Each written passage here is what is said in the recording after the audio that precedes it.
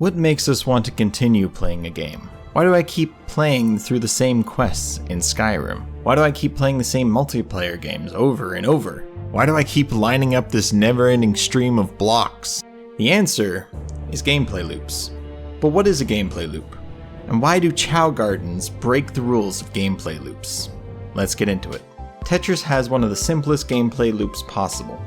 Random shapes fall down from the top of the screen. You eliminate them by lining them up, which gives you points. Over time, it speeds up. Broken down to its core, the game gives you something, you react, your reaction affects the next thing the game gives you. Look at pretty much any game and you'll see this happen. In fact, most games have gameplay loops within gameplay loops. Let's take a look at Skyrim. Most quests in Skyrim follow a simple format. Get quest, do quest, report on quest, get more quests. It's simple, but it has so many more loops worked into it. For instance, combat. Fight weak enemies at the start of the quest, explore, fight stronger enemies, explore, fight the strongest enemy, time for a new quest.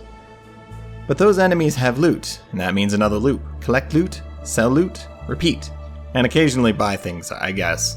But who does that? Some of the loot has building purposes, like enchantments, potions, and armor. Collect, upgrade, repeat. But while you are traveling to your quest or in the middle of it, you'll pick up even more quests. And all of these things give experience, which leads to better loot, stronger enemies, and new quests, which all support the main experience of the game. So that's why I'm still playing this game. But it doesn't need to be that complicated. Most multiplayer games have a match loop. Rainbow Six Siege has you pick an operator, set up for defenders or search for attackers, shooty shoot until the end of the round, switch sides until one team wins enough rounds to win. Useless experience points and slightly useful currency are given for new operators, skins, and then you repeat. Simple, because the main draw of the game isn't adding small numbers to your weapon damage or to your health. It's in playing the game and unlocking cool stuff. This is a successful gameplay loop because it's able to draw upon a very important element of gameplay. Fun. I mean, if being headshotted by someone through a wall is your idea of fun, or someone sneaking up behind you and shooting you in the back, or someone stabbing you, lots of fun. But then, there's one game that broke all the rules. When I was young, I was having problems learning to read, because I found reading boring. My parents asked if I would read comics. The answer was, of course, yes. And with a little bit of words spread out between pictures, I became an avid reader of books and comics alike. What was that comic book? Sonic the Hedgehog.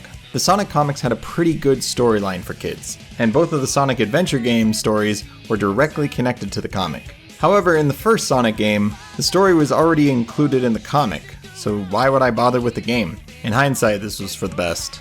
But for Sonic Adventure 2, the comic showed the first mission of the game, in a comic style, then stopped. I had to play the game to get the rest of the story. So, I bought a GameCube just to play the game. The comic art style looked way better than the actual game in the end. Good job, marketers, well played.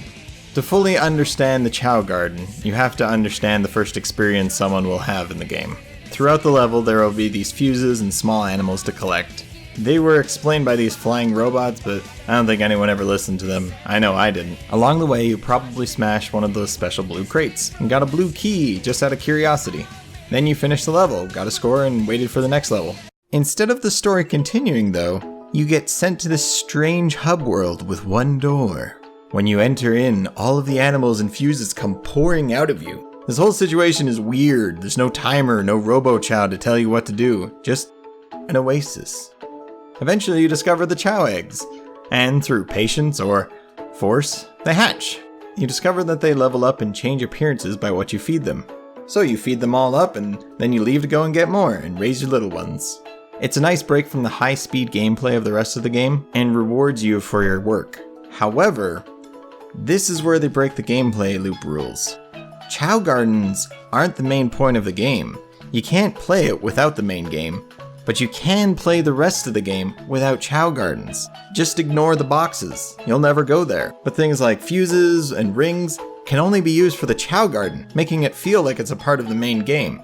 To be honest, the minigame is actually more rewarding than the main game, and although there are a few upgrades available for the game's characters, It never really feels like growth. Instead, you feel like you're getting access to skills you should have had at the beginning of the game, like every Ubisoft game since Far Cry 3. But the Chaos grow and change, getting stronger and taking on bigger and bigger challenges. You can unlock new gardens by making a hero or a villain Chao, and you can start whole new playthroughs when your Chao dies and is reincarnated. Something I never experienced because of my nephew releasing all my Chaos into the wild. Yeah, I still haven't forgotten Josh.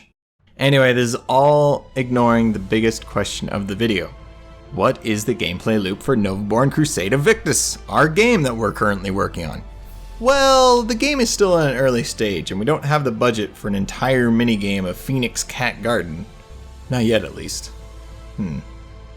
So it only has the core pillar of picking a class, picking a spawn, fighting until victory or death. More will come together as time, as the quests and the upgrades are made, and hopefully, it will be a game that people won't mind getting caught in the loop.